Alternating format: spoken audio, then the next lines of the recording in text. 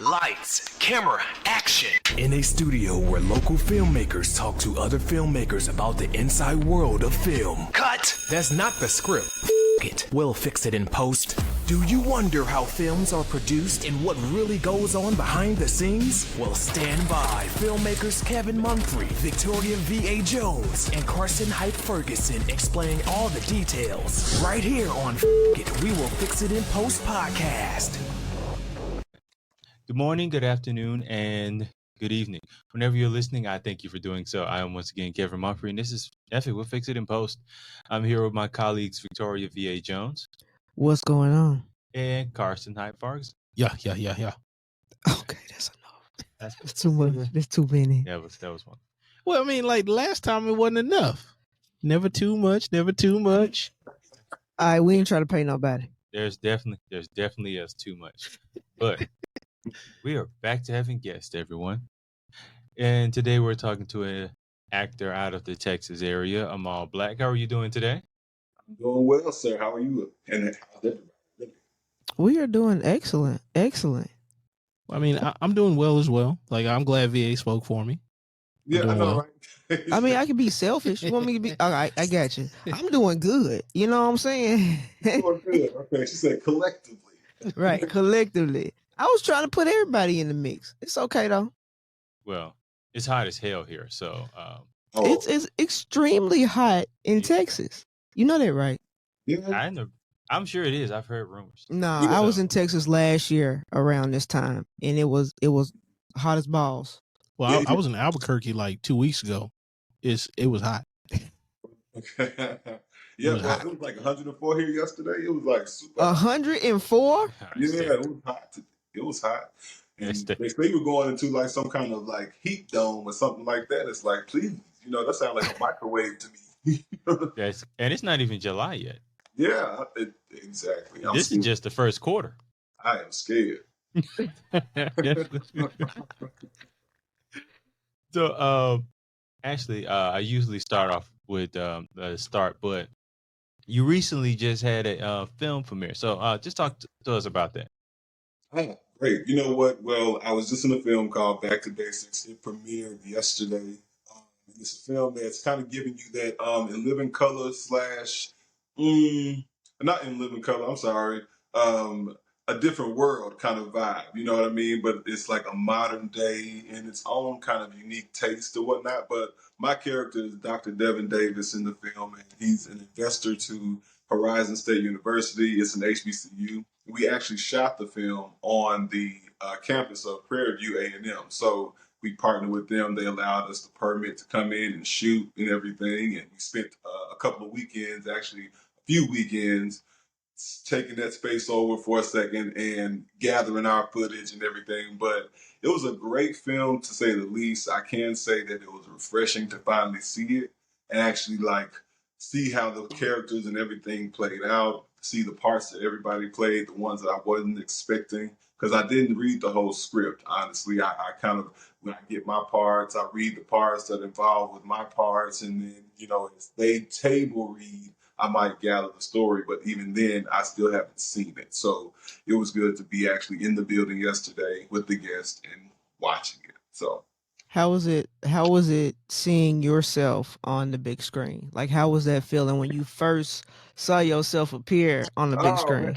Mama, we made it. No, I'm just playing. But it was one of the moments. It was one of those things like we've been thinking about this for since all our lives, right? It's something that even as an independent in an independence film space, it means a lot because it's like you go from conception to actually visualization and seeing it and viewing it with people, and you kind of like are it's that euphoric feeling. You really are sitting back wondering like, damn, we done came a long way. Ooh, man, that's me. And you just kind of have all these mixed emotions about it. But yeah, it was great seeing myself in a new light.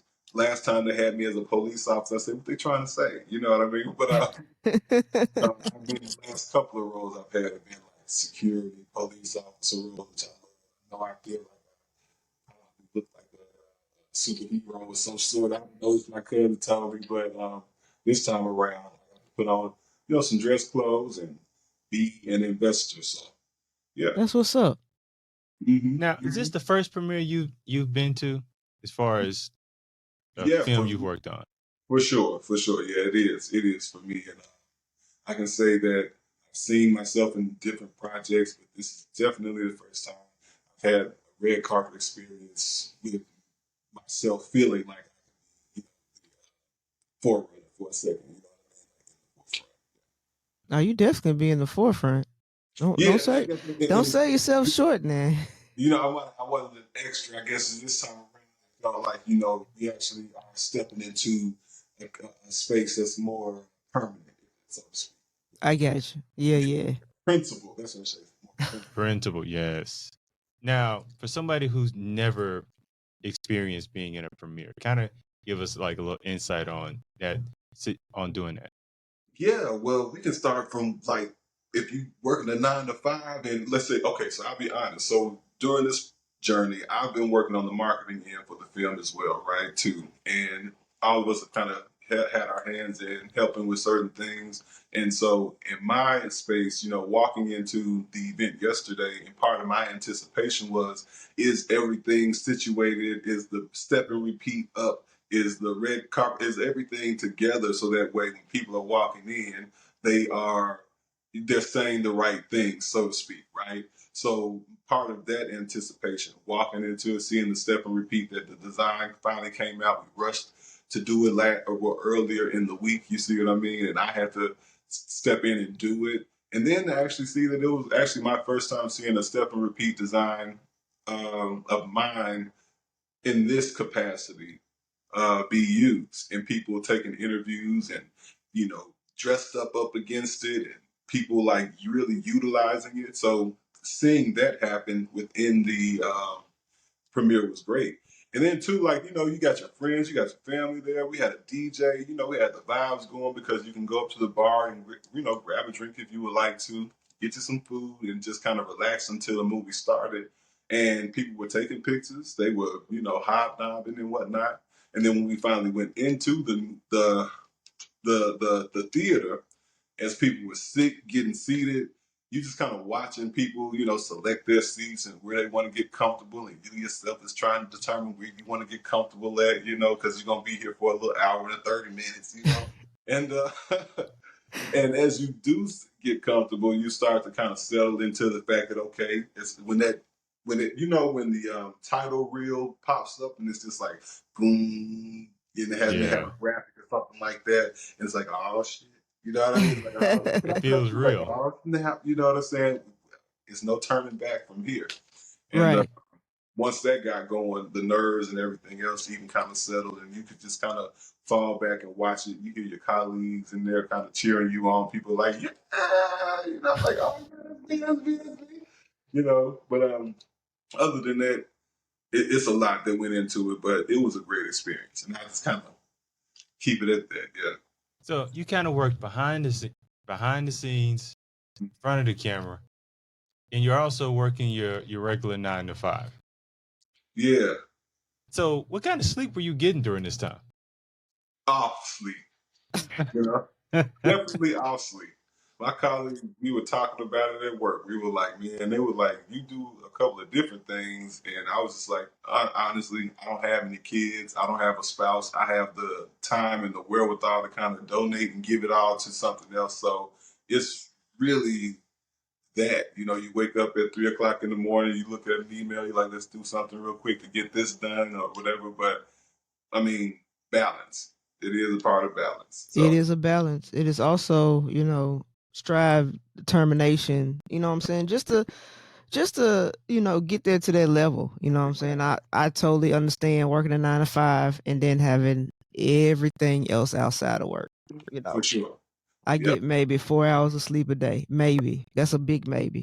Oh, see, yes. You can see I get a little bit more than that. I feel like definitely, make time to get more sleep when you can, for sure.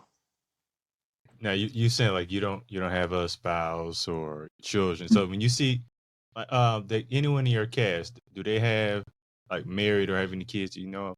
Yeah, I think I'm probably the only one who ain't. No, I'm just playing. No,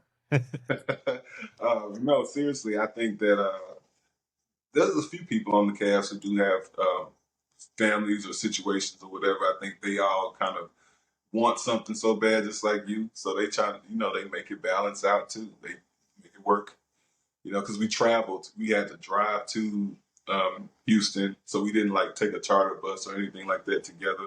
This next time around, once we start to begin filming for the next series or whatever, hopefully then we will, and that's the plan. But right now, even that, leaving your family real quick to hop on the road and go do what you do, jump in your car. I mean, you gas up, you like, man, I ain't even getting oil change, but we gonna go do this. You know what I'm saying? And, Make sure you get the oil change. I'm trying to tell you, you don't want to be broke down trying to get to the next spot. It's too hot to be on the side of the road. Sure. And, so many different things. But yeah, it's a part of it. It comes with the territory. I can only imagine, man. Like, because you always drive by and you see that one person, you be like, man. And this weather too. Like, that don't look fun. Yeah. Horrible for you. I hope you got. I've been here several times. Yeah, I know that feeling exactly. So yeah. I hope someone picking him up because he ain't getting in my car. Like Now every now and again you see that dude walking with that gas can. I'm like, Oh man. Now that guy I do feel bad for. You know what? That sounds like a movie, y'all. The guy with the gas can. There we go. Yeah, that sounds We'll make that. Hey, I'll come down there for that to help film that. You know what I'm saying? Just write it and we make it happen. That sounds like a horror flick. That's a good idea, man.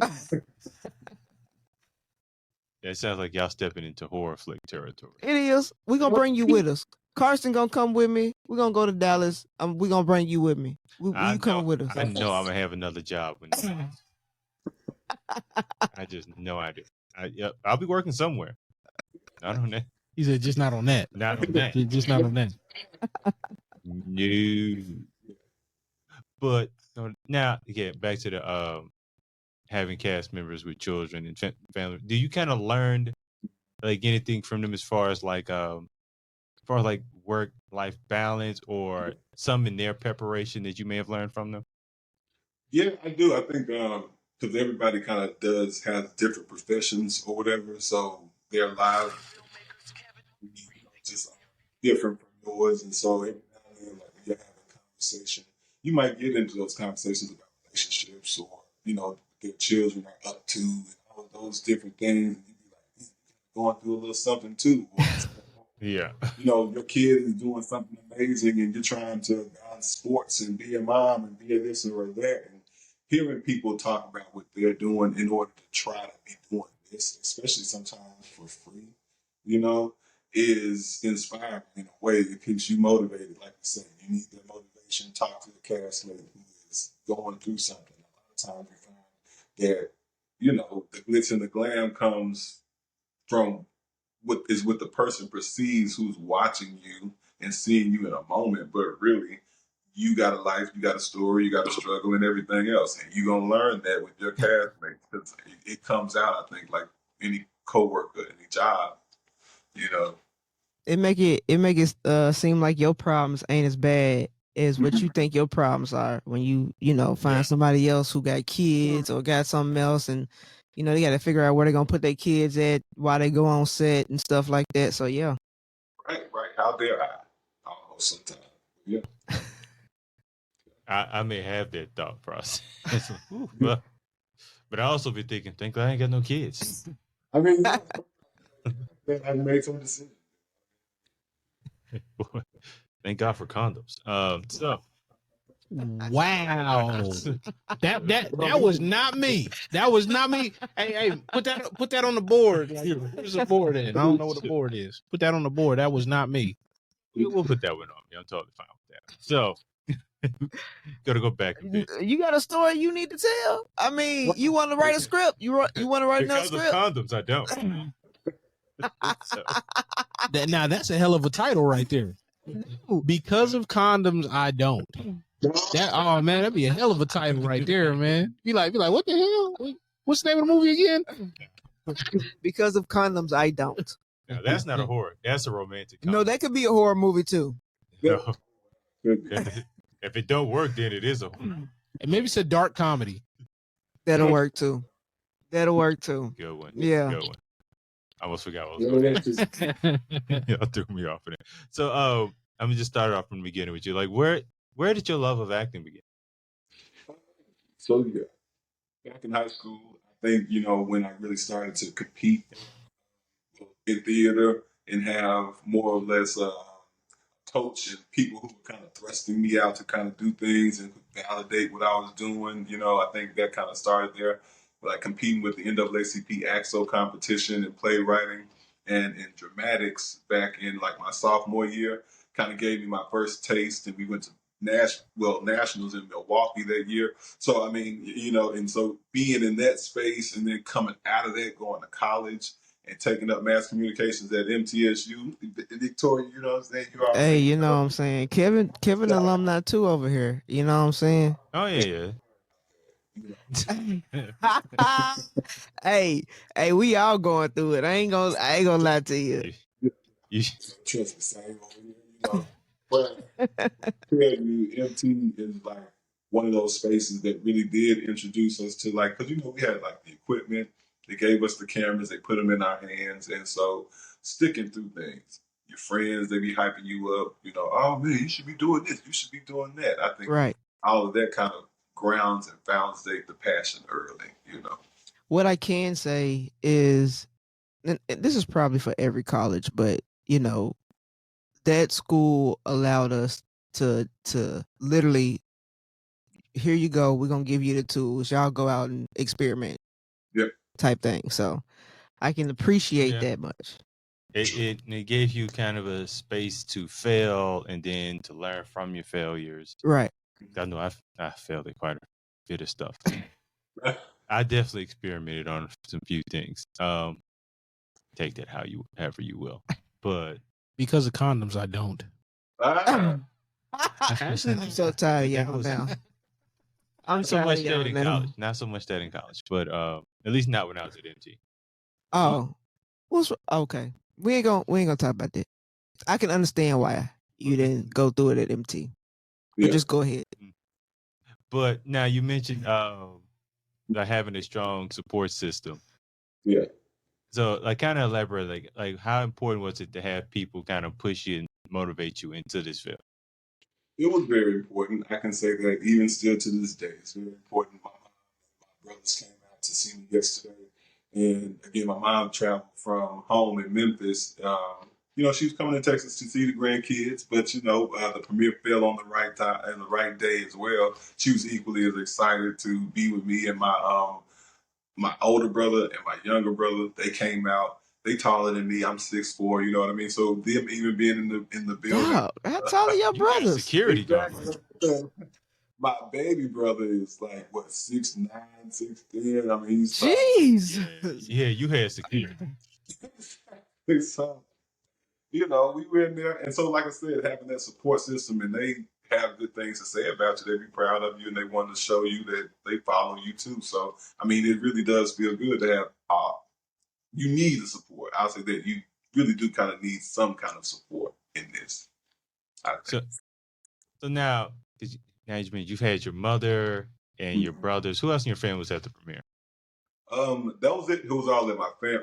Well, who's all in my family, but my colleagues. I had a few colleagues. Shout out to Crystal who came out. Shout out to Hope who came out, and shout out to a friend of mine named Raven who came out. They came and supported. It was good to have them in the building too, just as friends. It's a difference when your friends come versus your family. Come. Your family they gonna come, right? And right. they gonna come.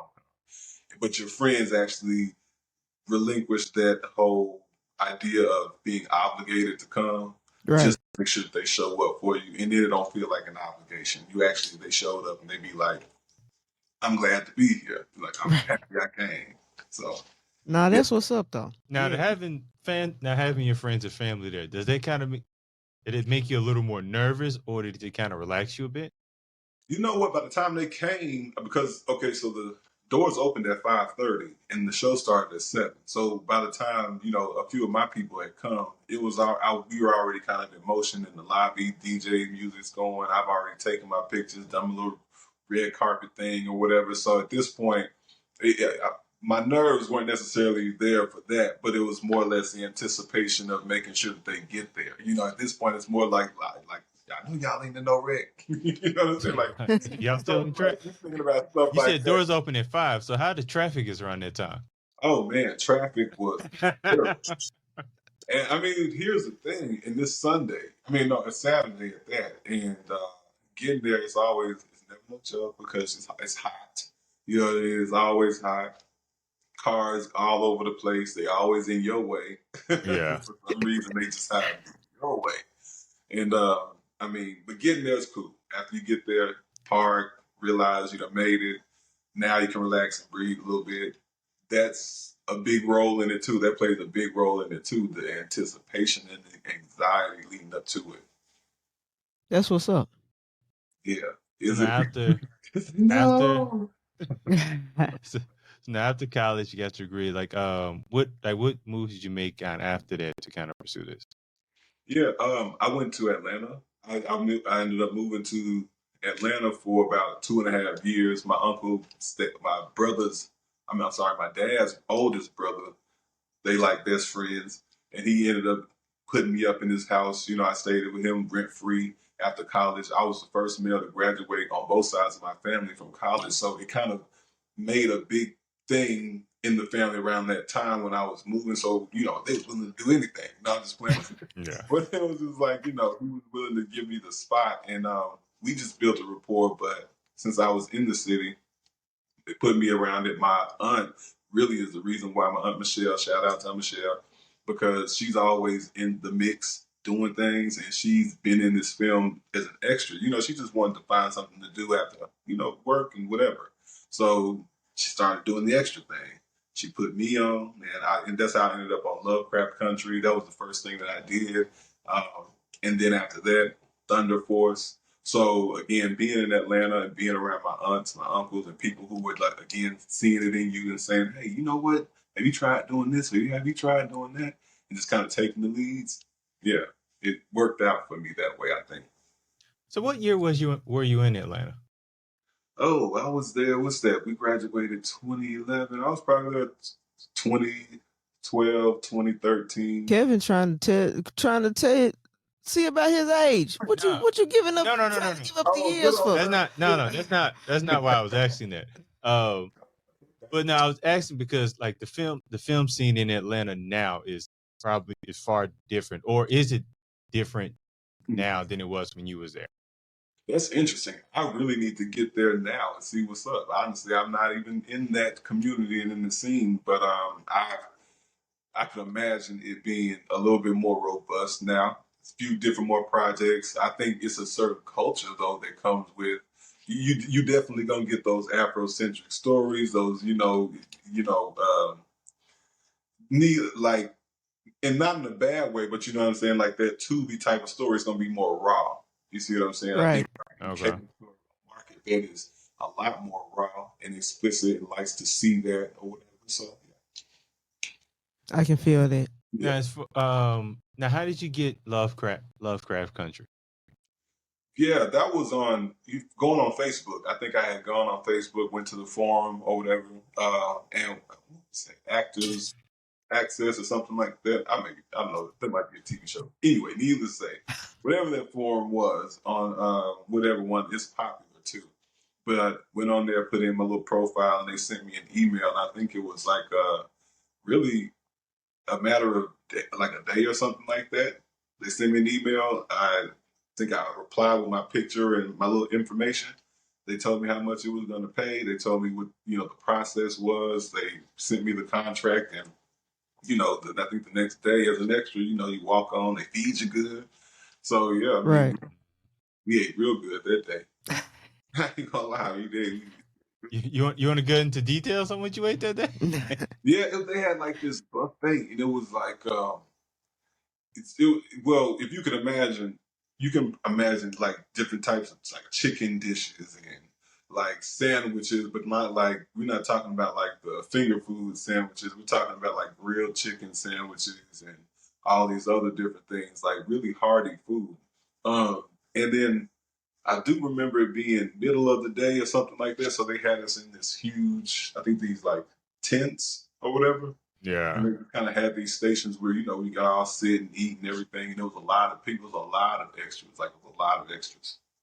And, you know, it's a waiting game. You kind of waiting all day. I think for mine, we were waiting half a day. It was more like eight hours or something like that before our scene even came up. But when it came up, we were so grateful. We were so ready and everything. But, yeah. How many different characters have you played? Let's see. Well, at this point, I mean, principle wise, or just including everything. Just including everything. Like how many characters have you played, and which one was your favorite one? Oh, okay. I played 4. 1, 2, 3. Well, 5. I say 5, but my favorite character, I don't know. I'm loving the Dr. Devin Davis character right now of Back to Basics, like the film that we just premiered yesterday. I'm not even just saying that. I like the first role, the security role. He was a funny, different kind of guy. I think Dr. Devin Davis is more or less my closer to even like persona wise. He's business. He talks a lot. I'm just playing, Right. but talk a lot in the film, honestly. But he's savvy. He's one of those smooth kind of brothers or whatever. So I mean, I like this role. I really do. So how getting into the role? Like, there was any like research you did, or like what kind of preparation did you do for this role? Yeah, definitely kind of. Okay, so because we're in the education space, I had to tap back into being like the teacher. You know, I was a teacher for 8 years, so tapping back into that space as a performing arts teacher, even like I was telling the interviewer yesterday, you know, telling myself the same thing I was yelling at them kids. You know what I mean? It's like, learn your lines, you know, but, you know, whatever the methods were, because honestly, it was, whatever the method is, standing in front of the mirror, recording on your voice, letting you know, hearing it back, and doing all these different things, it really does help. And it comes into play because the crazy thing you don't anticipate is as much as you know it when you're not on set, you get on set and next thing you know, you don't know nothing. You know, like, what is it talking about? So, I mean, trying to eliminate that is, well, the best way to eliminate that is to just prepare. So, like you say, the research, if you have to do that, go into it full wholeheartedly. But yeah, and for me, my biggest thing was working on my personal, interpersonal type of stuff, like the insecurities and like the anxiety. You know how you get anxious and your nerves are shaking and your voice. Yeah. That was my Right. like getting the voice caught in your throat. I don't know. Sometimes it kind of comes with what I'm learning is a lack of confidence. Sometimes it comes with a lack of breathing, right? You know, a big thing that they talk about in the acting world, but they don't talk about a lot is the art of breathing. And I was telling my mother something recently. Y'all can try it if you want to, you know, but when you want to take like a deep breath in or whatever, try holding your tongue to the to the roof of your mouth. So like pressing your tongue, tip of your tongue to the roof of your mouth, or the back of your tongue to the roof of your mouth, and close that passageway, and breathe down through your nose. And you should really feel a little bit more air get into your chest and breathe out through your mouth. Was this yoga? No, but So you said that's for nerves? yeah, like I learned. Hey, I'm be honest, I'm just gonna hit some brown real quick for my nerves and let it be. Yeah, I get that. I know, man. I know. Here's the thing, and it's for my voice too, because what it's keeping me, because sometimes I'm the type of person who I can get cold sometimes, right? So what it does is keep that breath ready for your voice to come out again. So Oh, okay. conditioning it for that. You know how some people talk until they can't talk no more, and then you like, Yeah. So just making I'm gonna sure. try that though. Yeah. I'm gonna try that except for brown. I mean, Gonna hit some brown and go everybody on Yeah, set. Try that and You gonna see the real VA. And You gonna see the real VA. like, right, okay. action. It's like, get her off that table. She is on the bar. So, oh God, you threw me off again. I'm just imagining her smoking on set. I'm sorry, that was really funny to me. So as far as like memorizing lines, like what kind of like process do you have for memorizing lines? The main one was reading the script recording the script and then like recording it into like the voice recorder on my phone and listening back to it on my headphones. At that point, I'm just kind of like memorizing the song because it just kind of Yeah. That was the biggest thing. And then too, I actually will write the lines out, like get some paper and just write the lines on some paper. I think the photographic memory thing kicks in. You be like, oh, well, in the midst of trying to get the lines out, sometimes you can kind of see it. You remember it, and that kind of helps with like the songwriting. It comes from a songwriter thing for me too. Yeah. Like, being in the studio, having to write the song, and you know how you hold it up or whatever, you want to put it down so you can kind of get it out or whatever. So all those different things, like pulling from all of that. So talk about your songwriting. Talk about your music. You are also an artist as well. So talk about that element right there. Yo, man, well, that's something that I really am for a number of years. I've been trying at. You see what I mean? And aiming at putting music out, and really not trying to like hit it big with it or anything like that. It was one of those things where if it happens, it happens. So the music that I got coming out now, I've been recording with an artist and engineer back at home in Memphis. His name is Bam Artistic on Instagram. Again, that's Bam Artistic on Instagram. You know what I mean? And really, he is cool. He's a cool dude, and he gets it. Something about the music thing with me is paying attention to the details and really taking the time to mix those tracks up and cut things and splice. And I think that he does that. Like, he'll take the time to do that. And that's why I rock with him. But needless to say, what's coming out is Hey There. I got another song coming out called Bodies. We don't know just yet, Bodies, or we'll call it something else. And then lastly, it's another song called Won't Leave With You. So just kind of been putting 3 songs together to come out with, to just move around, do some stuff with for a second. Did you have any of your music in your film?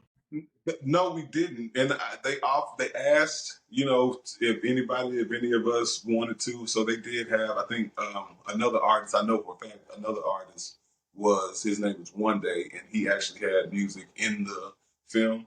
But I don't know if I opted out, but I just kind of waited for. I couldn't think of what I wanted to put in. You know what I'm saying? And then I just kind of. Yeah. That's how it be sometimes. Yeah. That's how it be. Yep. So yeah, this song Bodies. What is this song about? Well, it's a horror song. Because I'm just saying, this day and age, when I hear bodies in music, it usually means murder. So I'm just no. I just want to make sure. No, it depends on the genre. So if Chris Brown sing about bodies or whatever, it ain't about. Chris Brown raps now too, and he's a blood, so we don't know. Yeah. Well, you can be safe over here. You know what I mean? I think you're safe over here. No guns. I just wanted to reiterate that. Just but it's a track though. It's kind of like this. When you compliment, you find it's really one of those summer tracks. It's got a summer vibe. It's something that I wanted people to be able to listen to and work out to. And really not just everybody. I know it's people with a particular ear who like a certain sound, right? So it's more on the pop, seductive, bodies with the imagery kind of sound, but it's got the hip hop because I'm singing and rapping. But then Bam Artistic is also featured in the song, and he's definitely coming with the rapping end on it. So it's a vibe more or less, but it's like more or less for the people who, the dancer types and the people who are just kind of out and about. I don't know. It's like a daytime. It's a bop. It's a bop. That's what it is. It's a bop. Put it like not a murder bop. Got you. Not a murder bop. Also not a Diddy bop. Oh, we don't. Oh my God! You don't want none of them. You don't want none of them. Whatever. Not a Diddy bop. Whatever. So, Amal, what is next for you? What's next for me? Well, right now I really am working on trying to line up some dates to do some more promotion. Honestly, I think that at this point you got the movie, you got the music, and I've been working on the website. Well, not even working on the website. I've tailored it up a little bit more. So now I am, if you don't mind, conveniently shameless plug, but the Make It Lingered Journal, if you don't if you can see that. But anyway, We can definitely see it. Yeah. okay, my bad, not to put it all in your face. But it's one of those journals that is I'm using it as a tool to provide people with a recreational way for therapy, people who are looking for another reason to write, people who are looking for even a correlation between wearing perfumes and taking notes, because certain notes, right, make up cologne and perfume, top notes, mid notes, and base notes. So it's 3 sections of the journal that are kind of correlated to that, well, definitely correlated to those aspects of cologne, and allowing people to write in that space and, do some therapy that way. But that's what it is. And then too, it just works as a good gift. It's a beautiful thing. It's a beautiful ornament for your bookshelf and table. You see what I'm saying? So yeah. Most definitely. And let us know where we can is the film out, or was it just a premiere? Oh, it's not out yet. So, but it will be out on 100 plus platforms, if I'm not mistaken. I just don't have any dates just yet, and I know that should be coming within the next couple of weeks. So once they do, I'll make sure I get back to y'all. And what's the name of the film again? Back to Basics. Back to the number 2 basics. Okay. Yeah. Well, Amal, thank you for taking time out for talking to us today. I'm sure you got a lot going on. You got the Bodies remixed to make. I know, right? Other films. VA plays the guitars. She can probably. No, why you bring that up? Huh? Why you bring that up? Oh, I don't need you to bring that up. Why you bring it up? Now you got The guitar has gotten me into a lot of trouble. That's why I put it down a while ago. Who you hitting the head with the guitar? Don't worry about it. I'm Jeff Jarrett. I am Jeff Jarrett now. You know what I'm saying? It's all WW. No, what was he? WCW. He was both WCW and WWE. And TN. What was it? TNA. Yeah. Yeah. Stay away from this show. Look,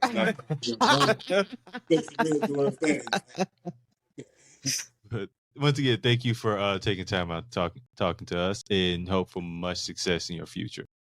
I really appreciate you all, and shout out to y'all too. Look forward to seeing the show and everything else, and keep on following. All right. Now, I am once again Kevin Mumphrey with my colleagues Victoria V.A. Jones. I'm the new Jeff Jarrett. Bam. All right. And Carson Hyde Parkinson. Beat that. Because of condoms, I don't. And this is brought to you in part by condoms. Don't say the brand. I didn't say brand. Okay, I finna say. But on that note, this is a wrap.